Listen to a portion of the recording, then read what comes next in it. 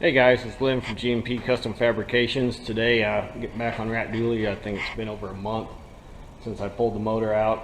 You can see that in part 2 of the Rat Duallie 460 swap.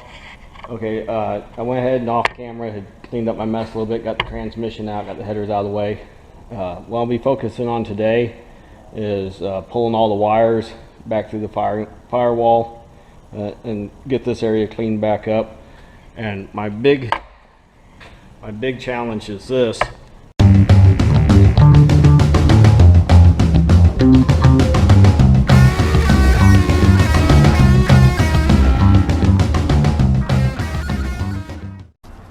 right, I'm going to take you inside the cab and show you what I've got going on in there.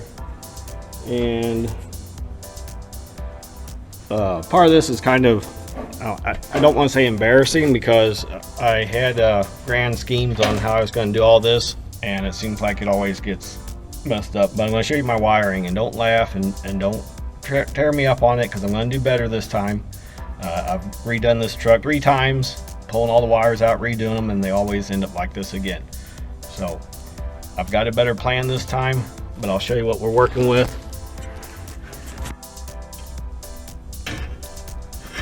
What we have going on here, I like these little fuse blocks. As you can see, this one's battery, this one's marked accessories, and then this one over here was for ignition. And what that allows me to do is focus on knowing when each one's hot and what goes where. And in my head, it works out pretty good.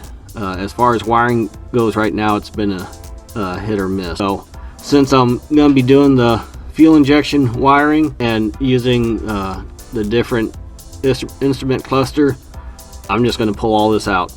I'll be keeping my fuse blocks in place, but all the wiring is going to come out, and whenever I go to put it back together, I'm going to be routing it differently, making a more organized wire loom, and get rid of all this mess. Kept thinking that I was going to route it up the firewall, around here, and back underneath here, and somehow it kept turning into this.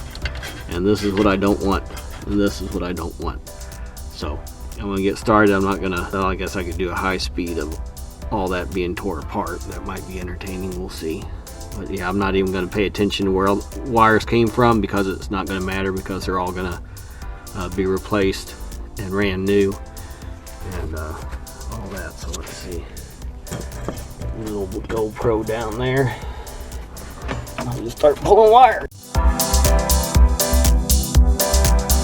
These hoses you see here, these are for my airbags. They go up to my gauges so I can see how much air is in them. And this is the wires that go to my solenoids to activate my airbags. I'm going to be making some changes on that on a future video. Alright, you can see I made a little bit of progress here. I've got all the back part cleared off. And this gives me a total of 18 circuits, which seems like it's been enough. I've not noticed I've needed any more. But over here I've got a little cheap amp. It's just made to plug into like an MP3 player or your phone. Go through these speakers up here. Don't really need a bunch of stereo equipment. Really don't jam out too much. Mainly because the motor was so loud, you just had to have it so loud you couldn't hardly, think anyway. But anyway, I know this brown wire here goes to the speaker on the other side, so it's going to stay. But now I've got this mess over here. It goes up behind the instrument cluster. So my next step will be to pull the tachometer out, pull the instrument cluster out, and this is the display for the variable speed steering. Wiring, I'm not, for the headlights and the blinkers, I'm not changing, so I'll have to stay clear of where they cross over from one to the other. But yeah, a lot of this I can still let this loose, and when I bring it back, I will have all that cleared out of the way, and we'll see what our next step.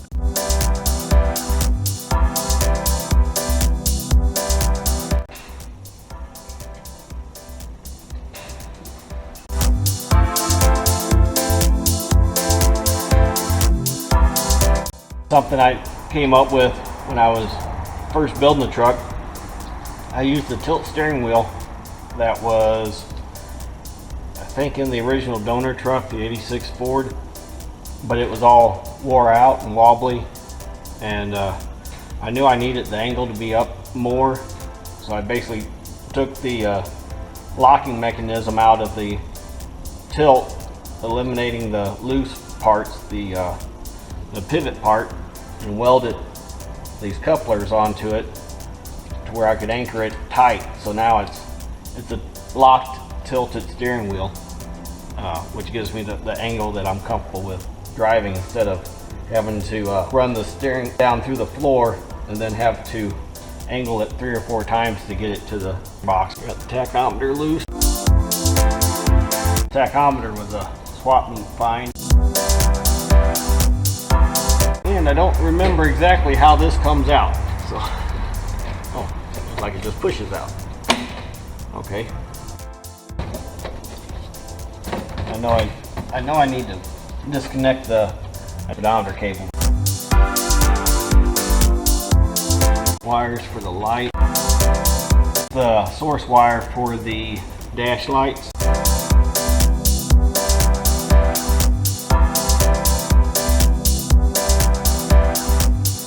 I like to find some backlit air gauges. I'm not crazy about the way I had to do this. I basically put them inside the little box and then put light on the inside of the box that would shine back onto the gauges, and it works, but I'd rather have backlit gauges.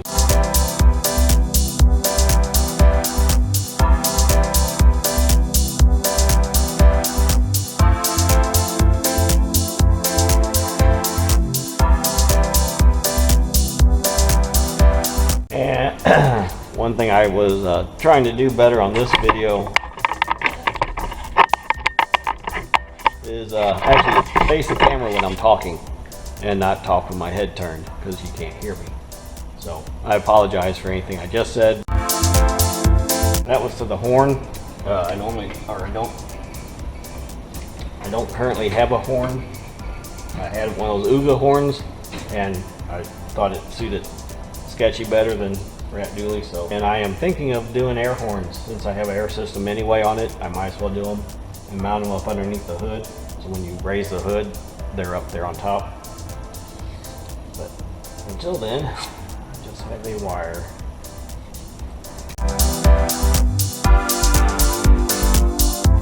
Now, is this going to fit in there? That's the bazillion-dollar question. Okay, over here I have idiot lights.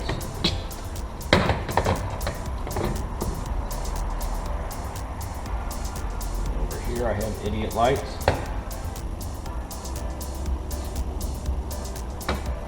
Up here I have this slope. I think I don't know. And right there is where the plugs are at for the current deal. Or that's where it plugs into the harness for the 460.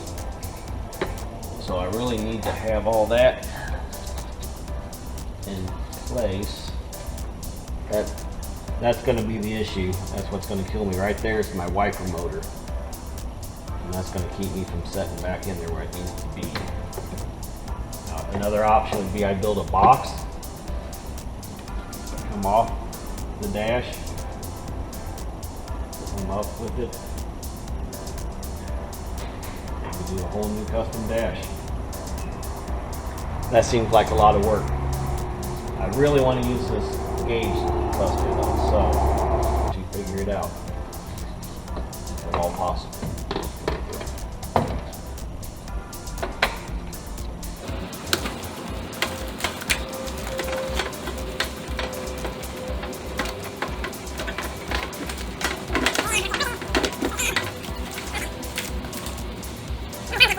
And in all reality, I could trace these back to where they're connected at and tie into them at the actual points of where they're used at. A lot of them are, you know, in these locations. You know, I could easily run wires onto these.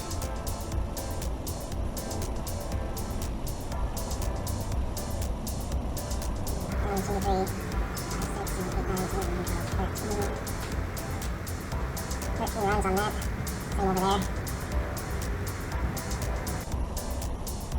I just don't know. That would fix my problem. I can get these pulled down.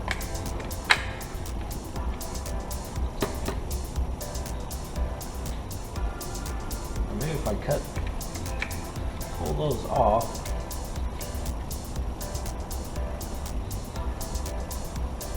Cut that piece loose where it's movable, but it would still, the plug would still fit in it. That would be an option too. I have to be careful I don't destroy this, or I'm just up shit creek. I'm not going to find another one like this to use. This is, I could probably find one.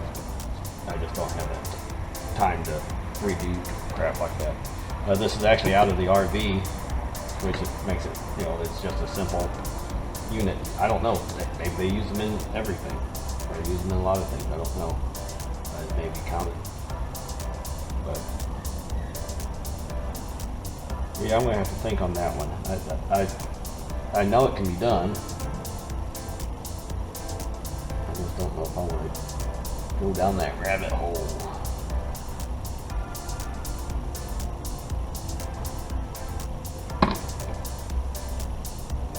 Okay, well that's as far as I'm going to go today.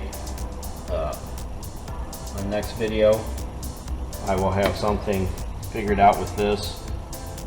I'm not going to be on camera hacking on it and stuff. Maybe I will. I don't know yet. I might clear off my work table and see what it takes to clean all this up. But anyway, that was a big start to something.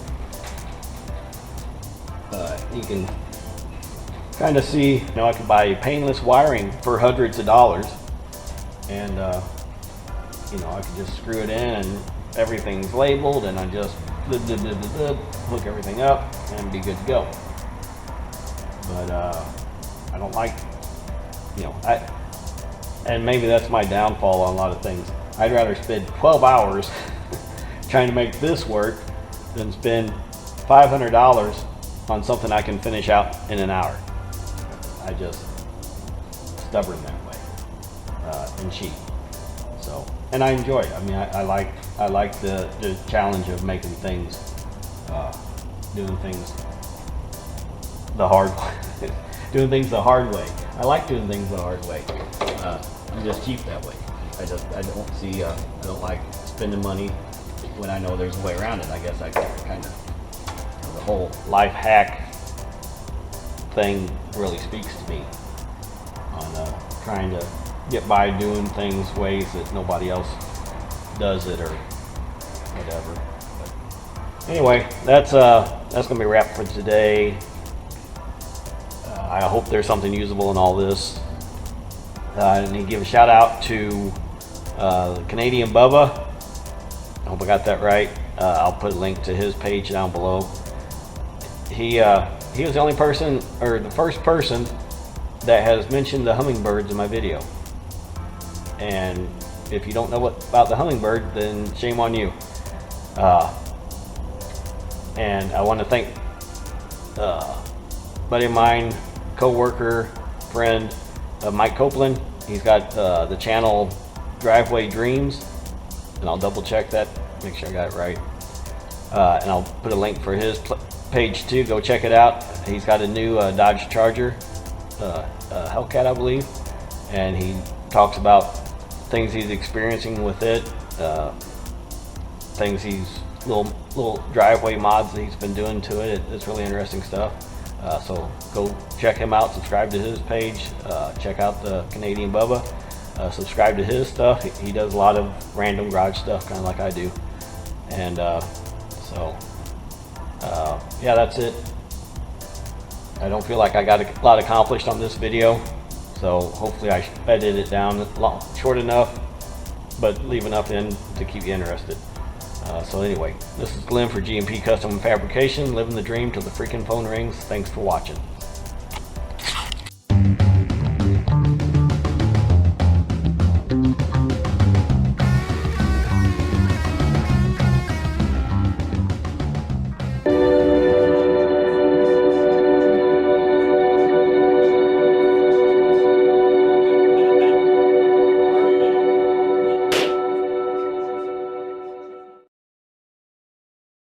I know I could buy a wireless